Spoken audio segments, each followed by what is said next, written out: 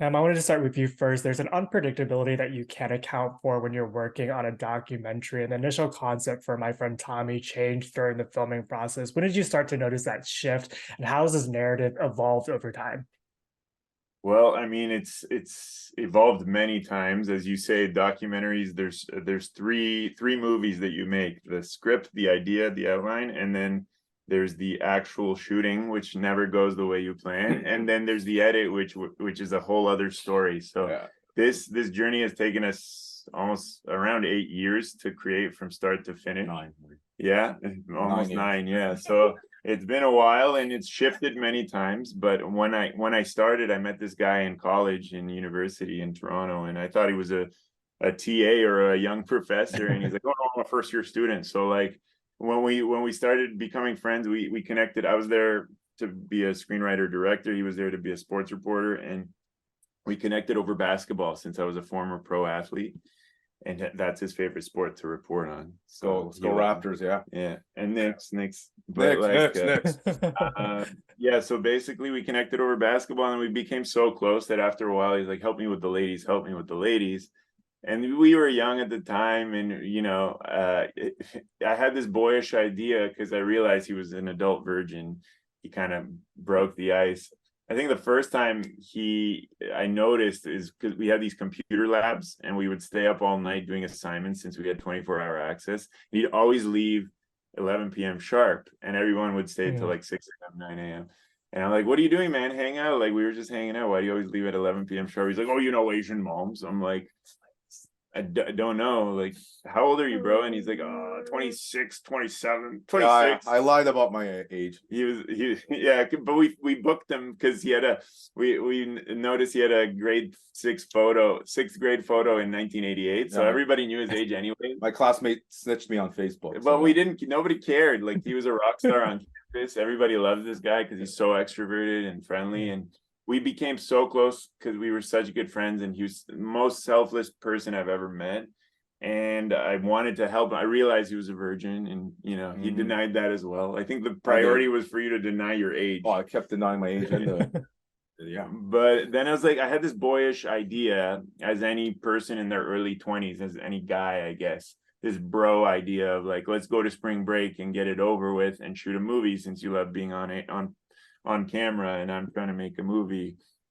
But then when I found out that he was at the time 35 and had a curfew with his born again Christian Korean parents, he had never cooked an omelet, he had never been on a date, never kissed a girl. You weren't even allowed your own bank account. Oh no, I didn't have my own bank account. So yeah, it's really sad. I started realizing that this is much bigger than sexuality. This is like this begs the question, like, what does it mean to be an adult, and what does it mean to be a man?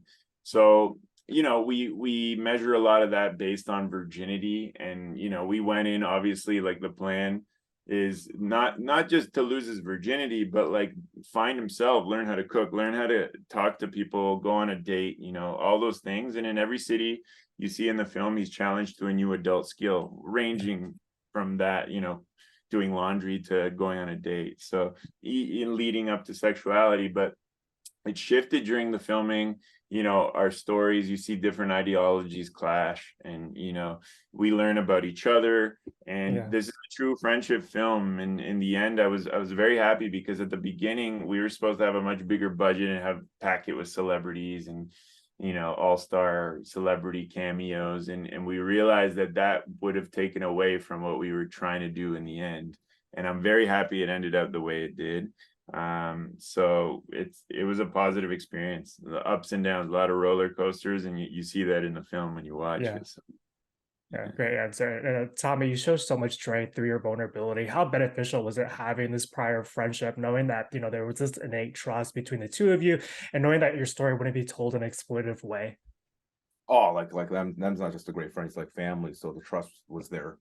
And also, like, yeah, I just I remember in the beginning, it was hard for us to go through the process of filming and everything, but Nem would tell me, trust me, because this will be good. And then yeah, it's just amazing. So glad that I went with this adventure with Nem. Thank this guy right here next to me. It was best adventure of my life. Would definitely do it over again, 100 times over. And yeah, helped me experience, not just get out of my shell, but just experience like, adulthood, emerging into another stage in my life, which with these guys, I guarantee, I can't speak for them, but Nem and the rest also grew too within themselves. Oh, he became a role model to us, because in the film you're seeing your friend change in real time, and you can't even script anything like this. It's like, that was like a few moments I was in tears because I was so proud of him, and we were all like left that epic road trip kind of inspired to see him, because the whole concept and theme is you need to get out of your comfort zone to grow as a human being, and that can be applied to anything in life. So we were all like, every human being is in their comfort zone in some aspect of their life, and you got to do the things that cause discomfort to really like get out of that zone and grow as a human being. So I think that is our biggest theme, along with pure friendship, and then the whole virginity aspect. I mean, this is the largest minority group in the world. They're in the hundreds of millions. They transcend borders, race, gender, religion, and nationality. And there's a lot of shame associated. It's still a taboo topic. Nobody's talking about it. We'd like to destigmatize the conversation. That's why we have these shirts. Yeah. Because, there's that whole high school mentality from back in the day, like, oh, you're still a virgin.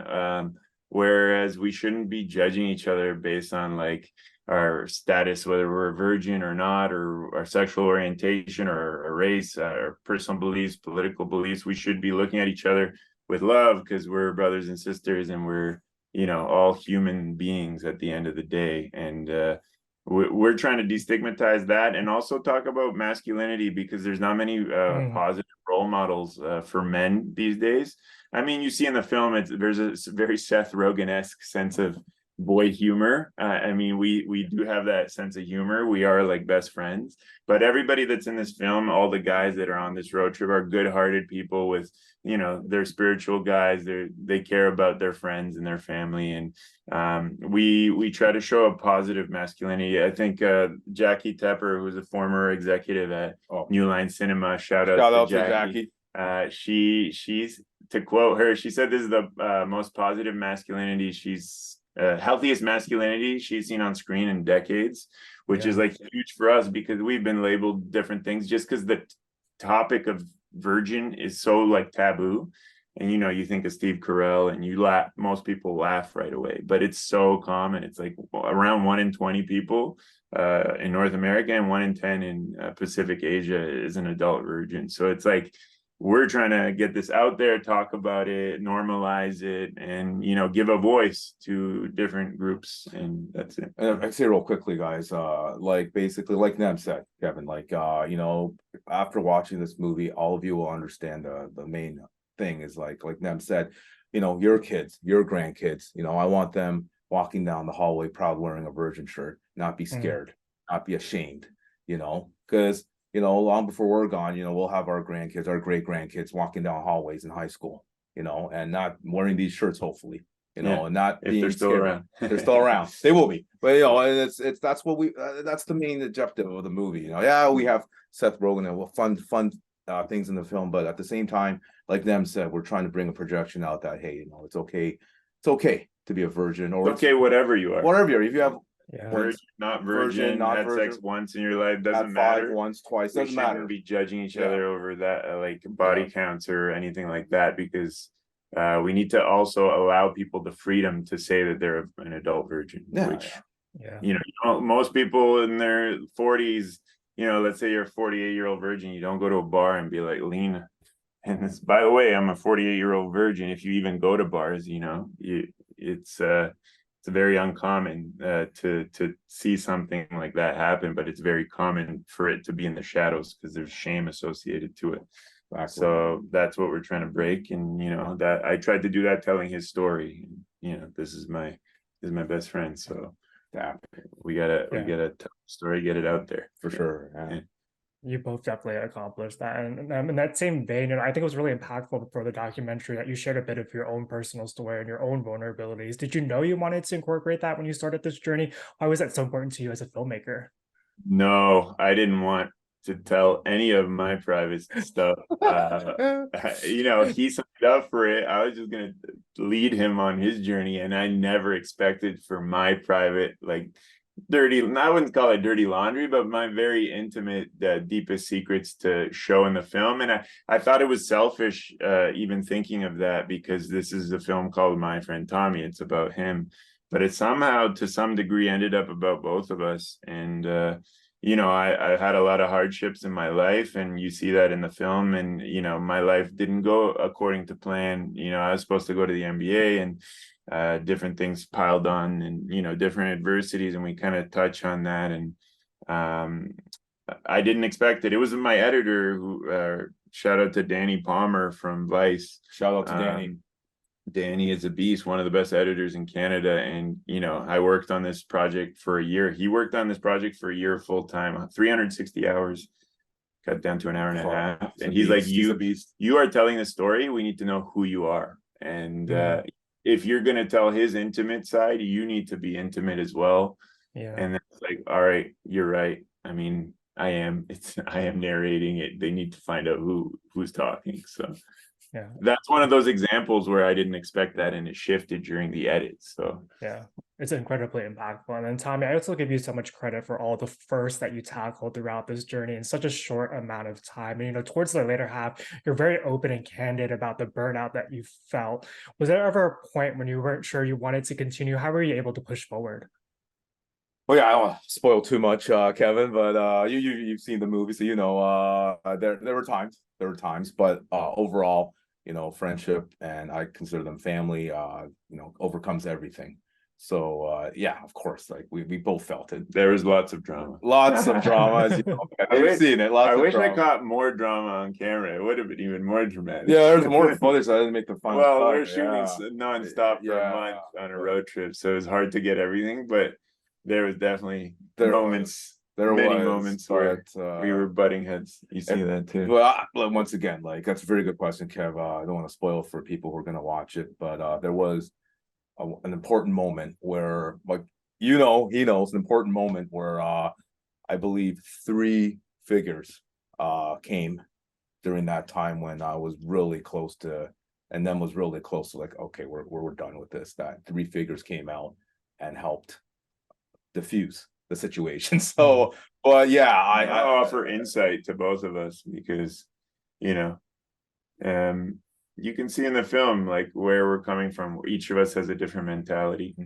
and what that means, and you see the pros and cons to each. So but yeah, that's when it helped. Like, if it was just a perfect smooth filming, we wouldn't have had that tight relationship we have now, right? Absolutely. So, I mean, I'm happy. Once again, like, I'd do it 100 times over and not change anything. So yeah, it was great. Yeah, great adventure. This is a question for the both of you, but there's also a point in the film where you're both struggling with your relationship as filmmakers and your friendship. Were there initial conversations about the boundaries that you were both comfortable with heading into this project? Oh yeah, boundaries. Not much, man. Not much. Were there any boundaries? You didn't make many boundaries. You didn't make many boundaries. You made the boundaries. You made the boundaries during the trip, during the filming, which is much more interesting. Yeah.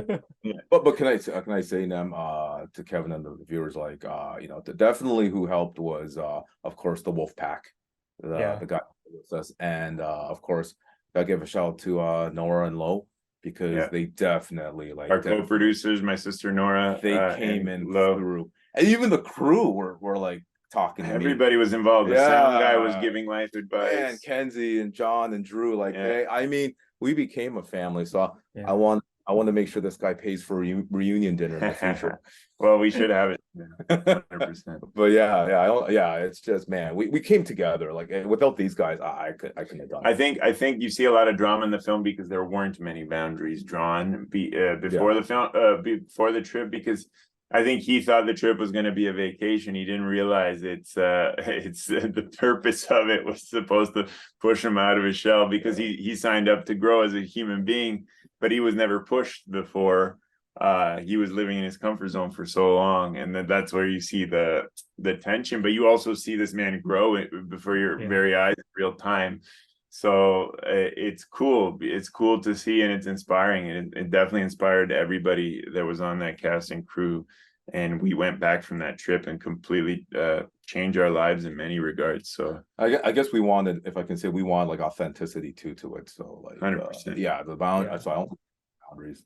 Yeah, the boundaries were made during the film. Yeah. True. It's incredibly gripping to watch, and in the same vein, something that you've done so brilliantly with this film is, while it's a documentary, like you were saying, it also feels like one of those classic budding road trips that audiences love. How were you able to toe that line so seamlessly, and did you find that the filmmakers who inspired you and influenced you to approach the documentary in this way? Well, I went to school at that university to study screenwriting directing. I never expected. I always loved documentary and comedy. So like I like sci-fi too, but like comedy is my main thing. I was a stand-up comedian for 3.5 years, comedic screenwriter. So I never expected that my first film would be a documentary, but it kind of just fell into my lap while I was at school because we became such close friends. Yeah. And he's just naturally funny, and so am I in our different ways. Like you come off as kind of like socially awkward but extremely extroverted, which is like a very rare combo for someone. And everything he says is like a punchline on camera. So that's I had the idea. I was like, you want help with the ladies, you haven't really traveled much, why don't we like take you on an adventure? And then when I found out about the family and the repression and all that stuff, then it's like, okay, it's not a comedy, but we got to put our funny sides in the film. So my biggest influences are Seth Rogen, Key and Peele. I learned English as a small immigrant boy watching Ace Ventura, Pet Detective 300 times. I love Jim Carrey. Also, there's a hip hop element since I am a hip hop artist, and we have like an original soundtrack with some of the biggest up and coming artists in North America, Asia, and Europe. Oh, it's gonna be good. So there's a very urban element to it as well, and it's exciting. I wanted to make a film that's really exciting for millennials and Gen Zs. And that doesn't feel like a doc. That feels like you're going to the movies to watch it, something exciting, something hype, and something that'll make you laugh. But then I trick people after I get their seats, and I sit them down and I tell them, listen, this isn't about just laughs and giggles. This is a real story about a real person, and there's a lot of themes, bigger themes that we want to tell. So that was my plan. Yeah. You've accomplished that. I got one final question, and it's a perfect way to end too. Like you were saying earlier, the film raises awareness for adult virginity, and during the process of making this film, you both learned that this is one of the most silenced demographics in the world. Tommy, how do you hope your story will help remove some of the stigmas that society has placed on adult virgins? And as you brought this film around the film festival circuit, have you seen the impact that you've made? Oh wow, great question, Kev. Yeah, I would. Yeah, like definitely, like I stated before. I want to like help this movie. The importance of it is that the stigma of adult virgins, like my kids, your kids, Neb's kids, grandkids, they won't be scared. Like right now, present generation, I believe like the younger people too, they're just scared to admit that they're virgins, and it really eats at them. It does. It eats at people, adult virgins. Like so, like when I was in high school, it ate me too. But like I want to make sure that the importance of this movie is that we bring a movement where it's okay. Like them said, it's okay to be a virgin, a non-virgin. It's okay to have one sex or 5 sex or no sex, whatever it is. It's okay. And I just hope, long before we're gone, that these shirts will still be there, and then our grandkids will wear it down high school with pride. They can wear it. They don't have to wear it. Even like non-virgins wearing it. It doesn't matter. Everyone's inclusive, and everyone's involved and loved in this. So huge. Like I said, that I think there's an incident where we had a lady come to the Toronto screening, and she was shaking and stuff, and I was like, oh my goodness, we have to call the ambulance. Like, are you okay? Why are you shaking? And she was like trembling in her voice. She's like, wow, you made such a great impact. You've inspired me now to go for my dreams and to get out of my shell, to reach comfort zone. And wow, it hit me deep when she said that. And it wasn't just her, it was during the whole a bunch of people approaching me. So many people. I would say like 50, 60 people just in Toronto came up to me and said, I did not expect that. You really opened my eyes to like my own life. Even in Italy a month ago when we did our Italian premiere at Not Film Festival, a few people, it was a much smaller festival there, but it was very intimate, and like 3 people who weren't virgins were like, yo, like you made me think about my life in a way I didn't expect sitting down to watch this random movie. I'm really living in my comfort zone, and I'm now inspired to like change a bunch of things and discomforting things to get out of that. And I want to sincerely thank you. I'm like, oh, thanks, man. And then like, no, seriously, thank you. And I was just like, wow, what profound feedback. I never would have expected anything like that, but it's such a beautiful thing to hear. And it's becoming more common as more people see the film. We're getting great reviews, and that was kind of our goal. Our goal was to tell his story, but also an entire demographic of adult virgins. But beyond that, any human being can relate to him, because all of us live in our comfort zones in some regard that we need to get out of. So that's kind of it. That's beautiful.